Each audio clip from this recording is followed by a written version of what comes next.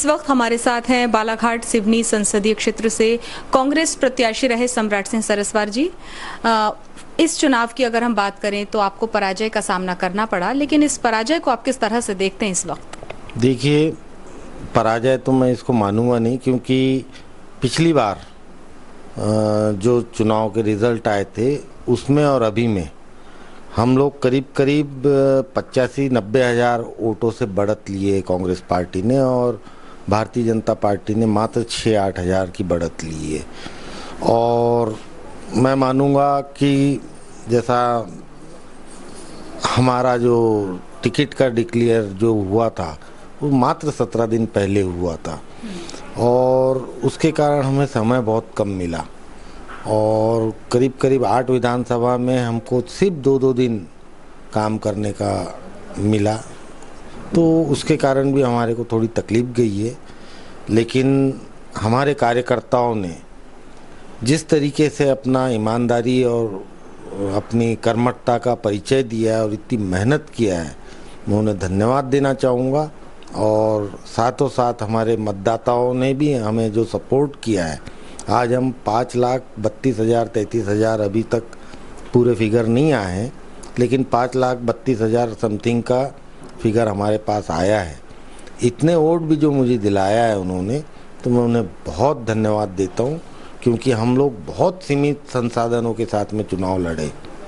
हमारी पार्टी के पास में न फंड था, न कोई सुविधा थी, लेकिन उसके बाद भी इतना अच्छा प्रतिसाद यहाँ की जनता ने हमें दिया है। थोड़ा बहुत हमसे जो कमी हुई होंगी, हम उसका अभी बैठ के पूरे शीर्ष नेताओं के साथ उसका समीक्षा करेंगे, और अगली बार के लिए अभी से तैयारी करके इससे अच्छे से अच्छा रिस्पांस दे, और हमारी पार्टी को कैसे आगे बढ़ाना उस पर हम काम चालू करेंगे। जी, निश्चित तौर पर आपके अंदर एक जज्बा है, मन के हारे हार, मन के जीते जीत। आप हार स्वीकार नहीं कर रहे हैं, कह रहे हैं कि हम अगली बार अच्छे से तैयारी करेंगे, अच्छी बात है। लेकिन क्या मोटे तौर पर फैक्टर आपको इस वक्त दिखाई देते हैं, कहाँ चूक रह गई? क्योंकि जिस तरह से इंडिया गठबंधन लीड ले रहा था, क्यों वो जो असर था वो इस संसदीय क्षेत्र में देखने को नहीं मिला?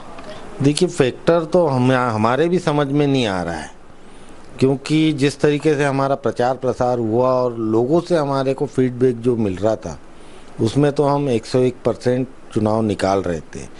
लेकिन क्यों हम लोग नहीं जीत पाए, उसके लिए हम लोगों को सच में सोचना पड़ेगा, और इसमें जो भी कारण है या जैसा भी है, हम लोग बैठ के अभी उसको करेंगे। और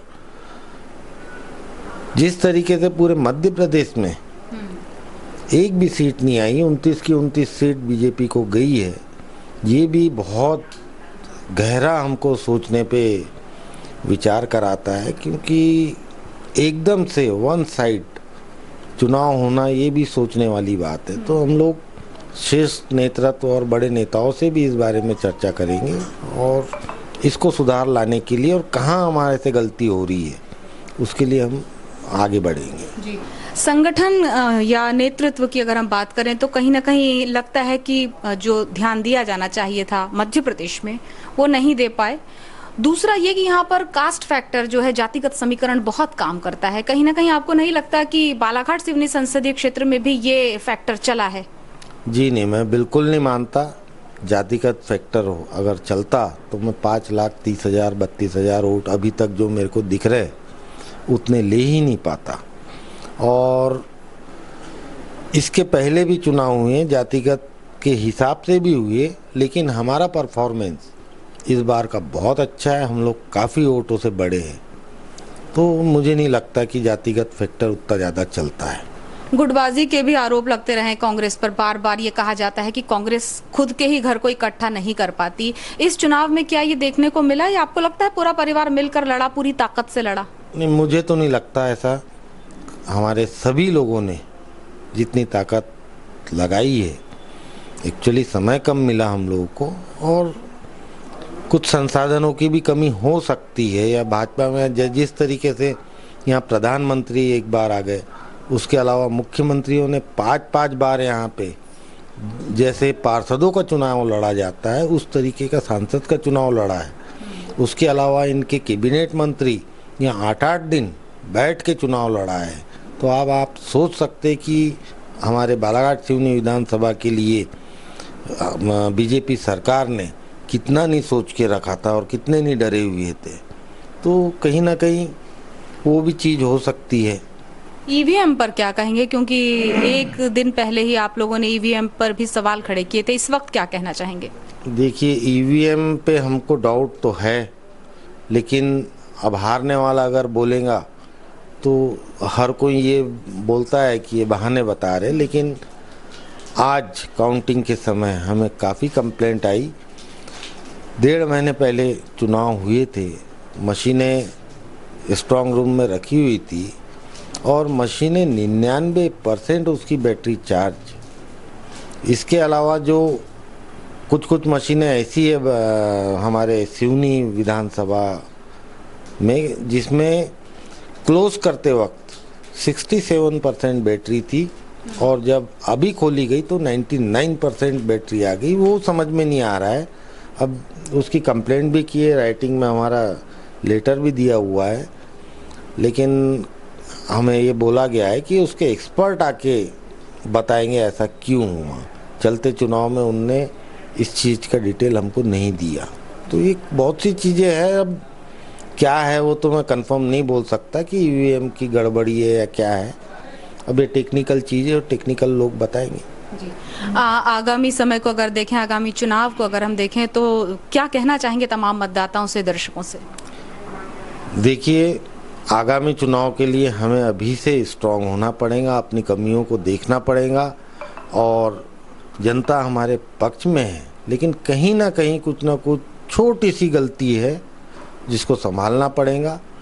क्योंकि या तो ये हो सकता है कि जिस तरीके से भारतीय जनता पार्टी ने इन्हें विधानसभा के समय प्रलोभन दिया है और महिलाओं को जो पैसे दे रही है और जो भी चीज़ें हैं, उसके कारण हो सकता है कि वो एक कारण हो, लेकिन मुझे नहीं लगता कि भारतीय जनता पार्टी ये लंबे समय तक दे पाएगी। मैंने सुना है कि करीब 30% महिलाओं के नाम काट दिए गए हैं, तो धीरे धीरे ये बाकी के भी नाम काट के ख़त्म करेंगे। और जिस तरीके से 3,000 का जो इनने वादा किया है, कहीं ना कहीं हमारी महिलाएं आज भी ये सोच रही है कि शायद 3,000 रुपये महीना हो जाएगा। वो भी कई चीज़ें है जो हमारे को इफ़ेक्ट की है इस बार। जी। तो हमारे साथ थे सम्राट सिंह सरस्वार, जो बालाघाट सिवनी संसदीय क्षेत्र से कांग्रेस के अधिकृत प्रत्याशी थे, जिन्होंने घोषणा की है कि आने वाले समय में कांग्रेस अच्छा प्रदर्शन करेगी और अच्छा करने का प्रयास करेगी। ये थी इनकी प्रथम प्रतिक्रिया और अगली प्रतिक्रिया जानने के लिए देखते रहिए थर्ड आई न्यूज़ बालाघाट।